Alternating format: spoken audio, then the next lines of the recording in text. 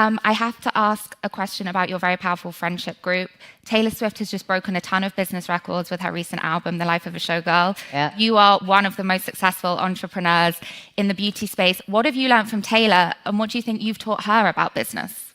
She's she's one of the most brilliant people I've ever met. She is very strong in her lane, and she gives great advice all the time.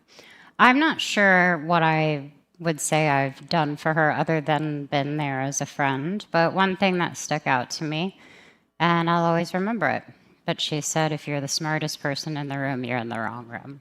And that's that's why I surround myself with really incredible people there's no dumb questions, you have to learn and not be afraid of all the things that you might lose out on.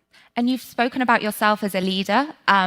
What is your approach to leadership? Because I imagine, you came up in this very unique world where you were a solo woman on stage, then you were part of ensemble casts. Now you, with your incredible team like Elise, are leading a company. Are there any leaders you look up to whose approach you wanted to emulate? How do you think about leading a team? To be honest, I actually, some of the people here, and definitely people who are motivational, like Brené Brown, I did not know she was going to be here, and I freaked out backstage. Just because I absolutely respect this. I consider being in this room a real honor, and in a lot of ways, I still find that I'm not sure I deserve it, but I know that this is how I get to grow, and I know I'd rather be here than the MTV Awards. It's so interesting that you said you feel like you don't deserve it. You've built this huge brand that obviously, goes without saying, with your team, that, as Emma alluded to in the introduction, has been valued at $2 billion and above. And maybe it's a systematic problem that we talk about a lot here, that you might still feel you don't deserve that. Why would you not deserve to be here? To be honest, I'm going to go from Brené Brown. She said one of the biggest fears, one of the biggest emotions that you can be fearful of is joy. Because this is how I work personally. When something great happens in my life, I expect something bad to happen. So instead of being present and saying, okay, wow, we've done a great thing, which I do, but I'm always thinking, okay, but if this could all go away tomorrow, so how can I make sure that doesn't happen? Then I can just get wrapped up in that as opposed to enjoying things. And I would say that's my biggest conflict sometimes when, wonderful things happen. I got married and then I was sobbing because I was like, I'm going to die the next day. I think that's a little, life thing. Can I just say that is, as a woman also in her 30s, that is very relatable. It's weird. It's a weird There's highs and there's lows. Yeah. I'd love to hear from you both, just to finish, 2 things that you hope Rare Beauty achieves, 2 tangible things in the next 5 to 10 years. And we'll start with you, Elise, maybe to touch on the Impact Fund. Take it. I think for me, for the brand, the first thing I'll say is that this brand continues to be known not just for its incredible products, but for the mission that fuels it. That's one. And then specifically for the fund, that we can continue to work in partnership with our partners to meet them where they are. They're in unprecedented times, the demands for mental health services, the funding being pulled from nonprofit organizations. I want them to always be able to count on us as a unique funder in the space. Mm-hmm. Have you felt, has it been very different for you operationally this year, given the funding pulls that you just alluded to? Absolutely. And we have met that need with them. Not just do these organizations need funding, they need capacity building, their staff are being laid off.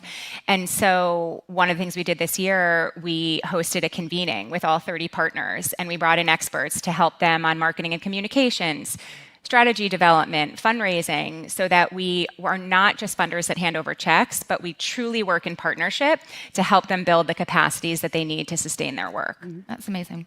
Selena? Well, my goal for Rare Beauty or life?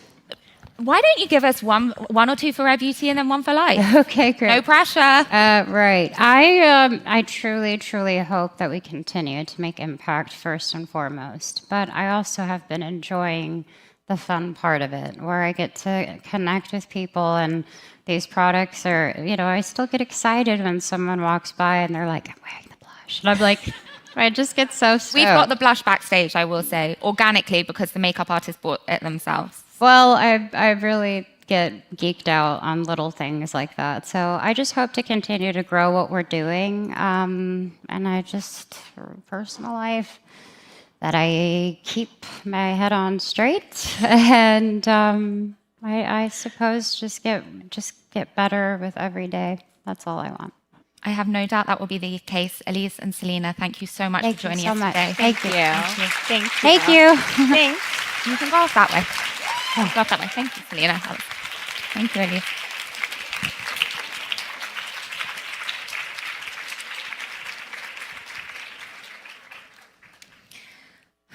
Okay, next up, for our closing conversation with Muriel Bowser. Showed up. The wedding of the specifically with what Taylor Swift decided to do with hers. Here's the thing about wedding vows. Most people write 2, maybe 3 minutes of material, a few sentimental lines, maybe a joke done. That's not what happened at Madison Square Garden. According to 2 guests who spoke directly with NBC News, the couple's vows took 20 minutes each and were read from gold books. 20 minutes each. That's 40 minutes total of 2 people standing in front of 1,000 people, including some of the most famous faces in entertainment and sports, pouring out everything they felt about each other. But the length wasn't even the surprise. It was what Swift chose to do partway through hers. Sources briefed by NBC News confirmed that Swift's vows even included a bit of singing. Not a planned musical number, not a performance.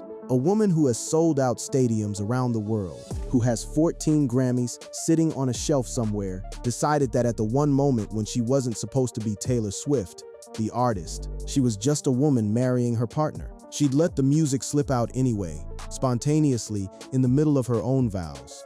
And that's reportedly what got him.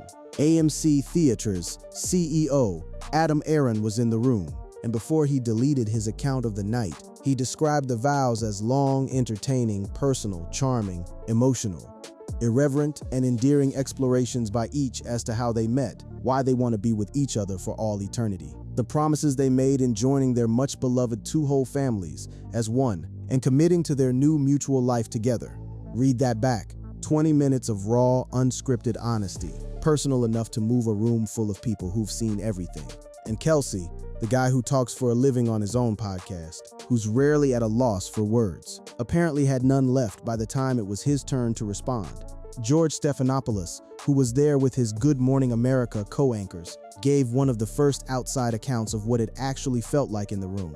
He said the ceremony was great moving, Adam Sandler, funny and touching, vows, everything you would hope for, real, vulnerable, serious and silly, deeply loving.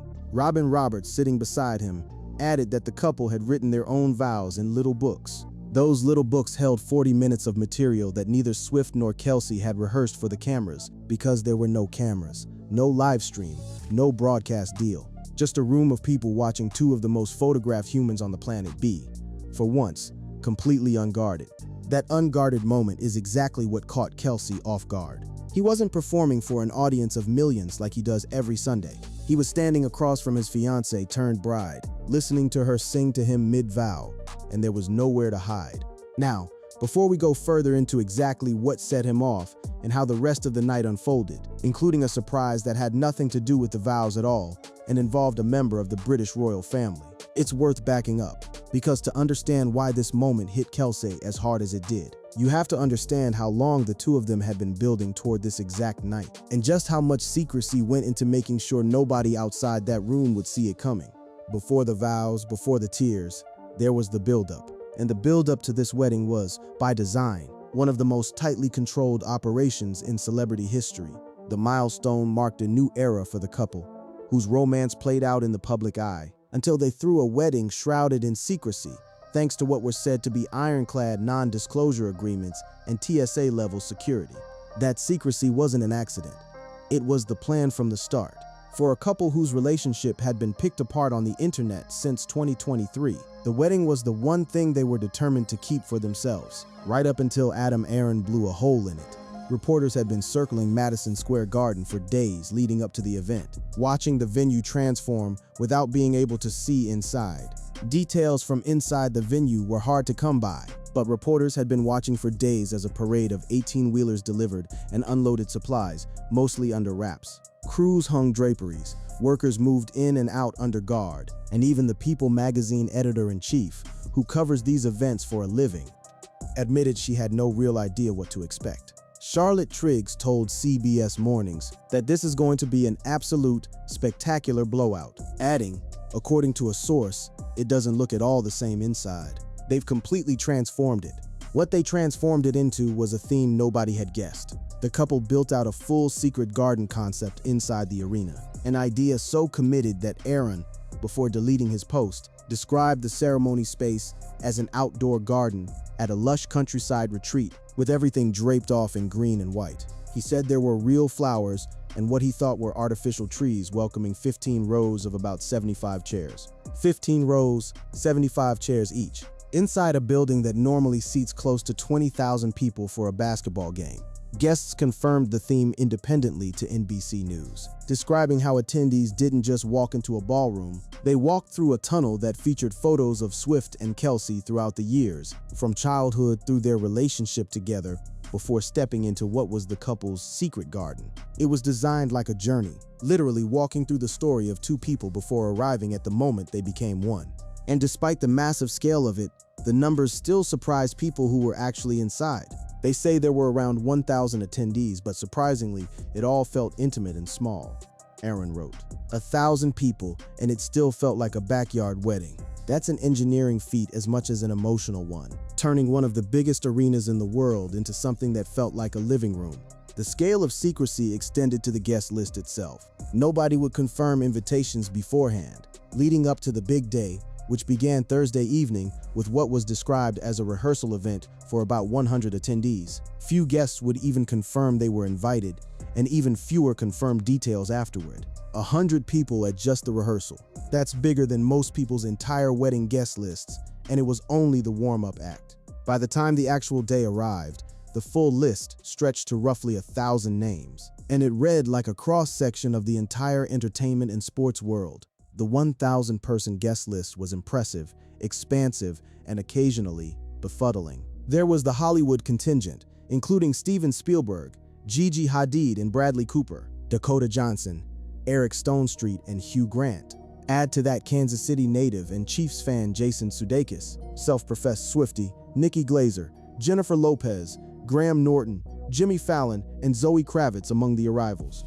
Some appearances carried extra weight because of the history behind them. Swift's close friend, Selena Gomez, showed up dressed for the occasion and posted a photo on her Instagram account, wearing a fitted, beaded gold